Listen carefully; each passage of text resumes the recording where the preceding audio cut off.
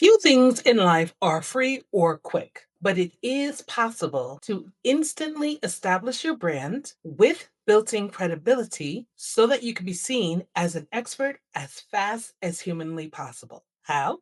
By writing a book. But if you think it takes too long to write a book, or your book has to be 500 pages long, or it has to be the definitive book for your industry, let me stop you right there. You're thinking about this way out here, and I need you to bring it all the way down to here. Translation: this ain't Lord of the Rings, so stop trying to write the one book to rule them all.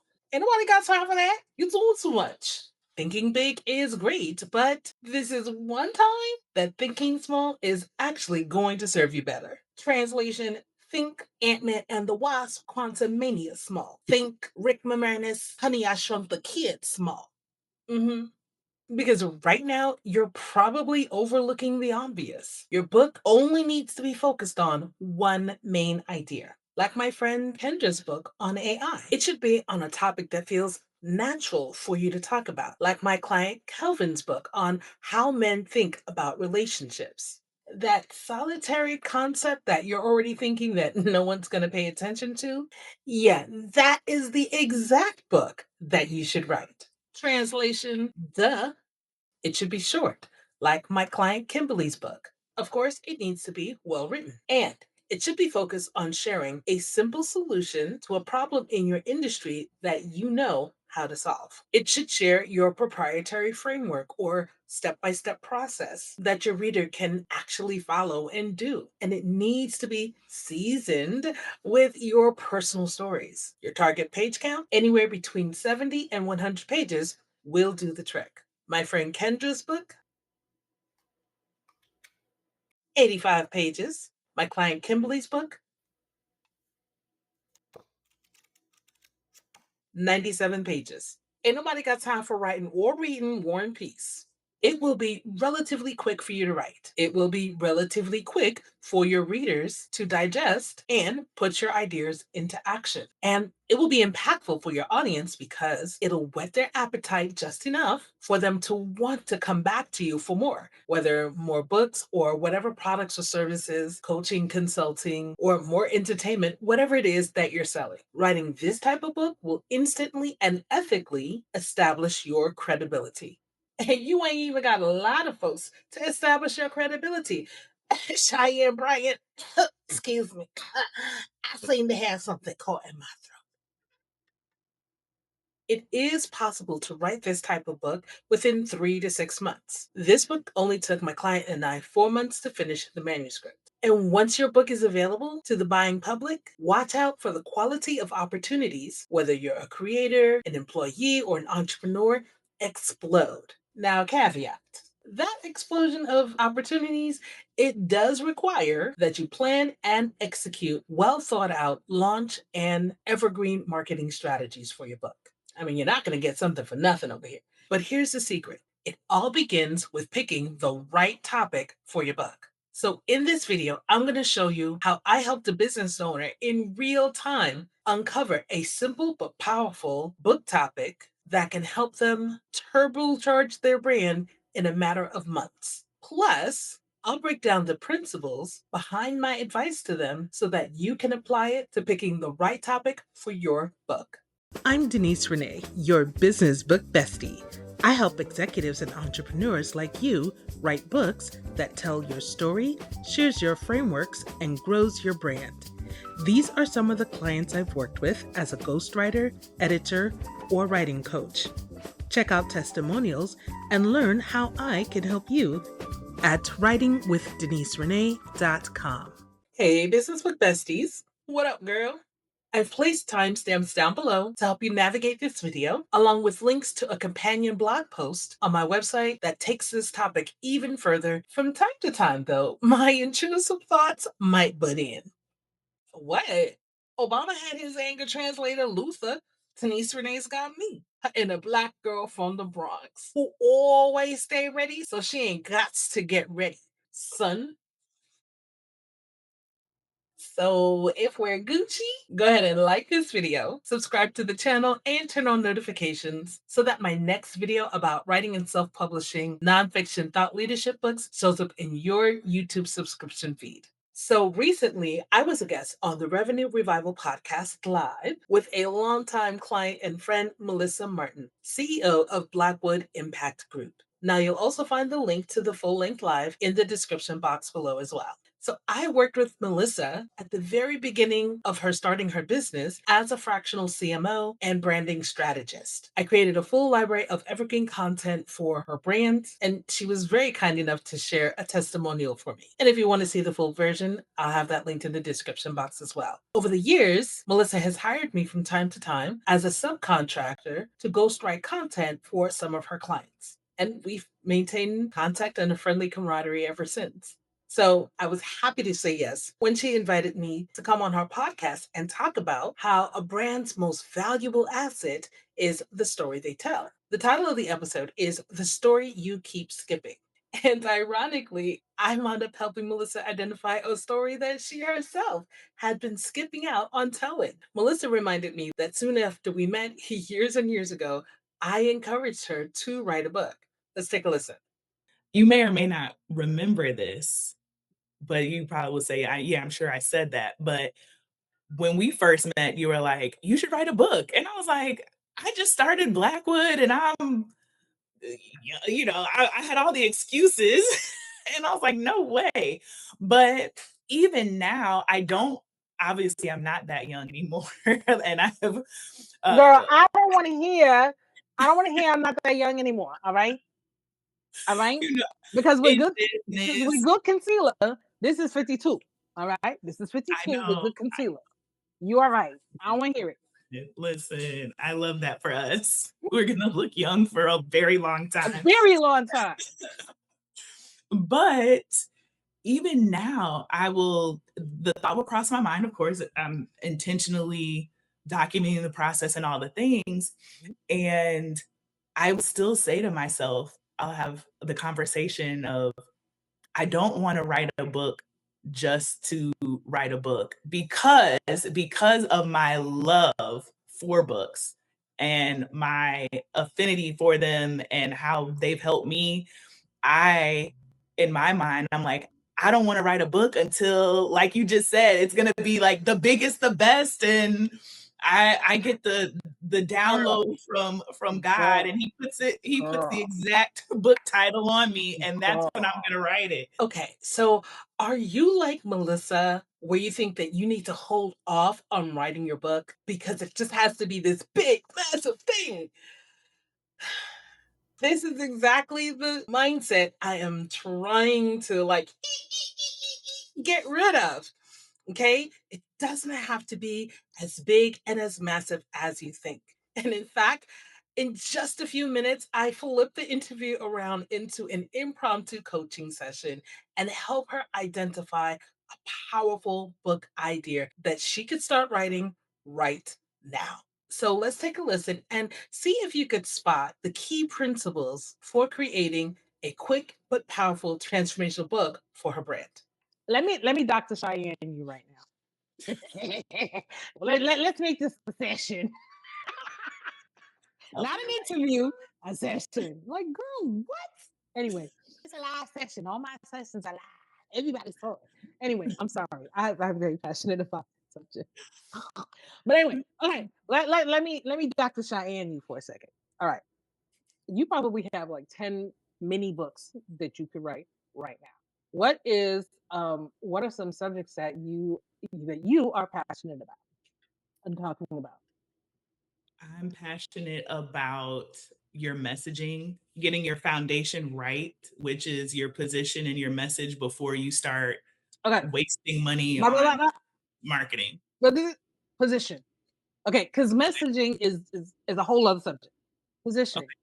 What is positioning and what is the importance of positioning? And are we talking about personal branding or business branding? Business branding, Okay. So product based, service based. service based. Okay. Positioning service-based business. What kind of services, and especially now in the age of AI, where people feel like they could chat GPT everything. Right. I'm sorry, what was What's your question? what's the importance of positioning Oh, oh, for oh, yeah. service-based businesses, especially now in the age of AI, where people may feel like they can chat GPT everything. What's the importance for that service-based business owner?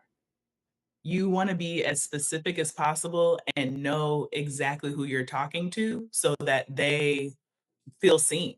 They know that you can actually help them. I think that's it might slightly get into niching, but I don't wanna claim that. That's okay. But And what are some basic core tenets of positioning? I would say it's about articulating, honing your problem, the problem that you solve. Mhm. That's number 1. Okay.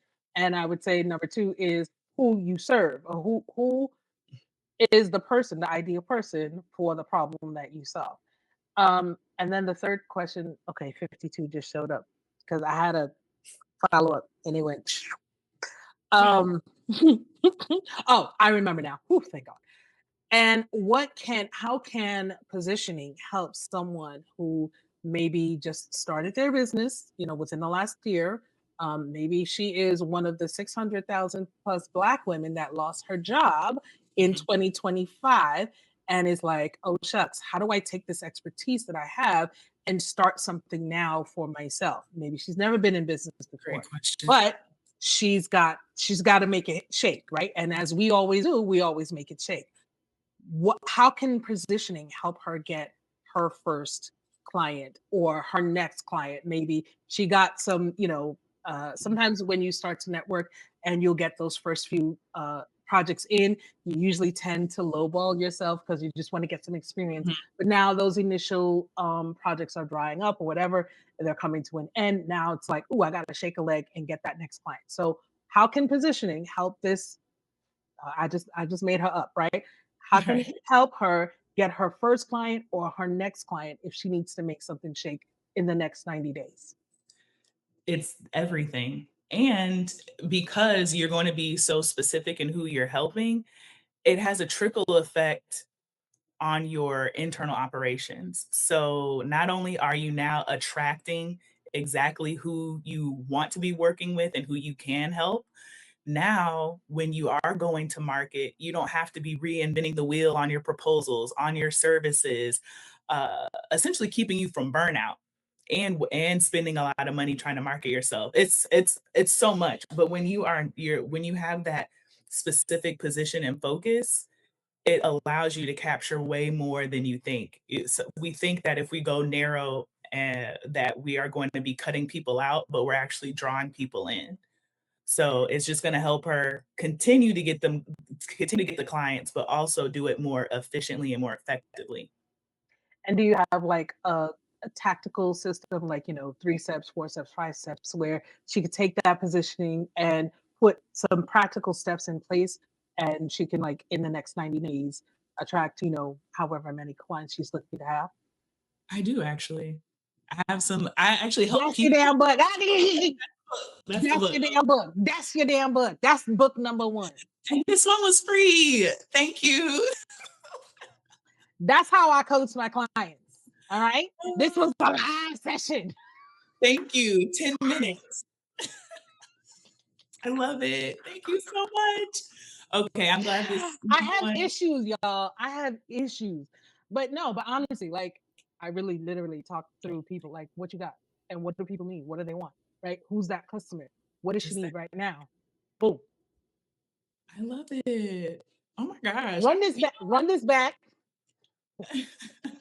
Yes, yes. Okay. Oh my Run it gosh. back. Right? That's your outline. We Okay, so that was just an impromptu book coaching session. So super quick. And did you notice how easily the answers flowed from Melissa? I mean, she knows herself.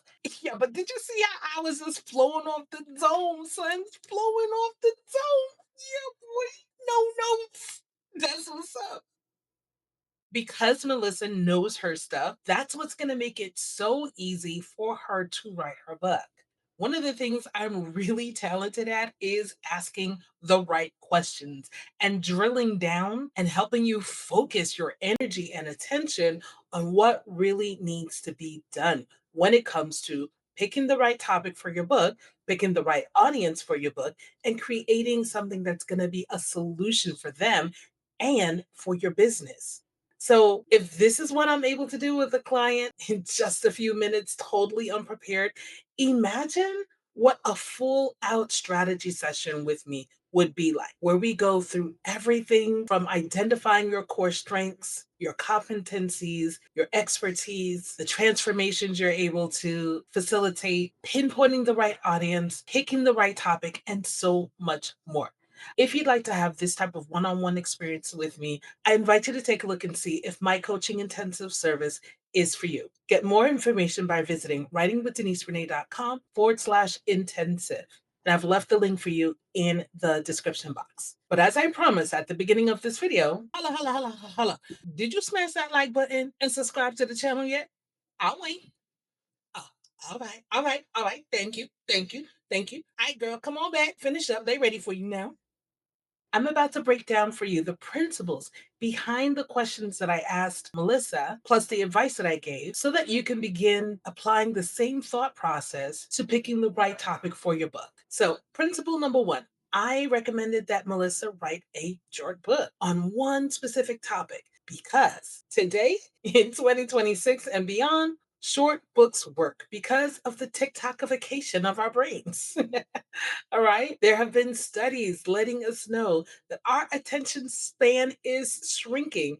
And it has been because we've gotten so used to having so much more content come at us, content come in smaller bite-sized packets, 1, 2, 3 minutes at a time. And honestly, if it doesn't grab our attention within the first 3, 4, 5 seconds, we're swiping on to the next any old way. So to really have someone sit down with your book, it truly is an earned privilege. But once you get through the multiple hurdles of getting them interested in the book, getting them to pay for the book, and now they're sitting down to physically read it or listen to it on audiobook, it definitely has to deliver a 1-2 punch and quickly.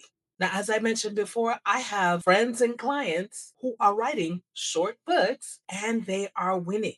Almost as soon as my friend dropped her book, she was getting speaking gigs and new clients galore. Soon as my friend dropped this book, she had been featured on several local news stations promoting her book. So short books perform well. Some of the keys to having them perform well is not only aiming for a shorter word count, but also aiming for easy readability. You could be in the most scientific of fields, but if you're able to bring your concepts down to an easy to digest seventh or eighth grade reading level, you're going to be hitting the majority of people. Unless, of course, you're specifically out to write a textbook, and then that's a different story altogether.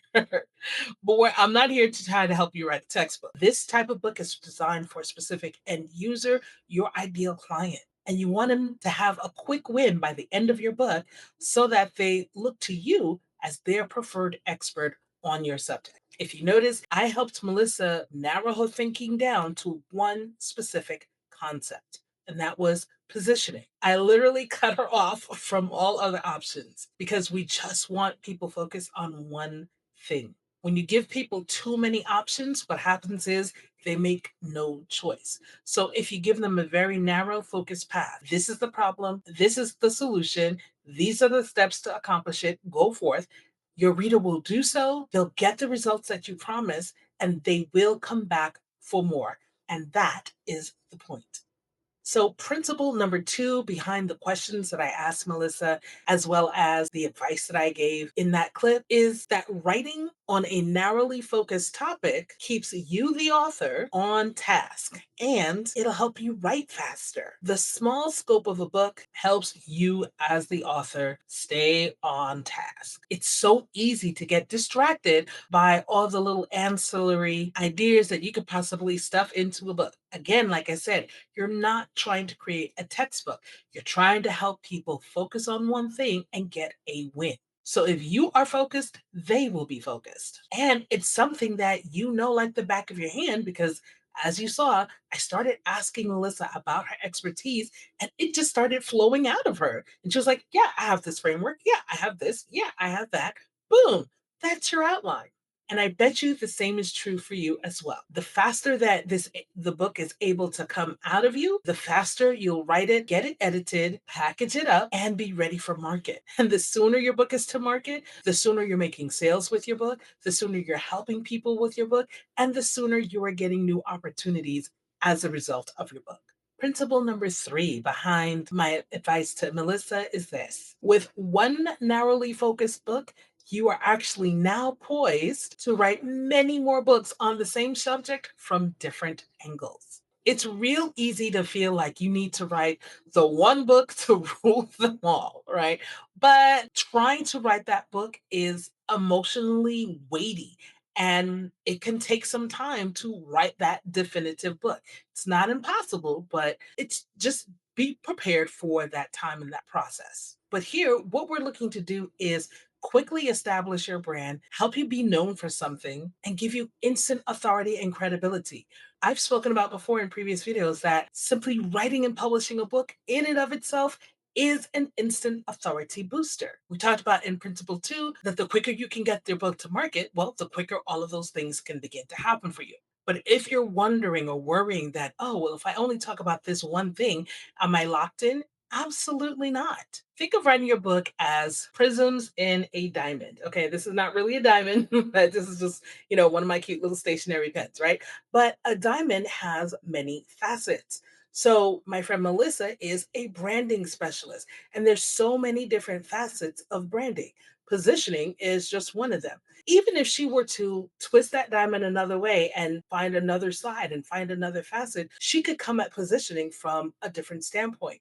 In that particular segment, we talked about positioning for, a solo female entrepreneur. But she could turn that subject around, catch another facet, and expand it for Fortune 1000 and Fortune 500 companies. Because positioning is going to work a little bit differently. It's going to look a little bit differently for that different type of customer. Or she can turn the whole entire branding diamond on its head and talk about another aspect of branding in another book.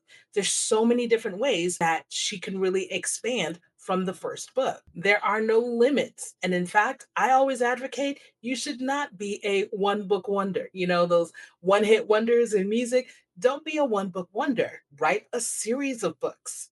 After you release book number 1, you could talk about the next step in the process. As I said, you can talk about the same subject from a different angle or present the same information to an entirely different audience. The more books that you write and publish, the more of an expert you will seem to people. You won't have to shout it from the rooftops. Plus, the more books you write, the better you get at communicating your ideas. The more books you write, the more you develop a deeper connection with your existing audience, and you get to expand your audience as well. The more books you write, the easier it becomes to rinse and repeat your marketing tactics. The wider your audience gets, the later books that they come in on, then they realize, oh, you wrote these other books? Well, let me go get those. So the more you write books, the more the effects begin to compound and grow for you and for your audience. More books, more money, bigger audience, better opportunities. Win, win, win, win, win. So, this impromptu session is just a small little taste of how I work with clients one on one. So, I encourage you to check out writingwithdeniserenee.com/intensive to learn more about how you can get me strategizing on your next book or series of books. One of the things that I do encounter in conversations with prospective authors is that they feel like they're not enough of an expert, or they don't have a certain amount of years of experience in their job, career, or as a business owner. And that does not have to stop you from becoming an author and starting your authorship journey. It's all about, as my friend Melissa said, positioning. How can you position the experiences and expertise that you have right now so that you are seen as an expert? If that's something that you're struggling with, watch this video next, because that's exactly what I cover. In this video, I talk about the type of book that you should write based on where you are right now that will position you as an expert instantly. Click on that video now, and I'll see you on the other side.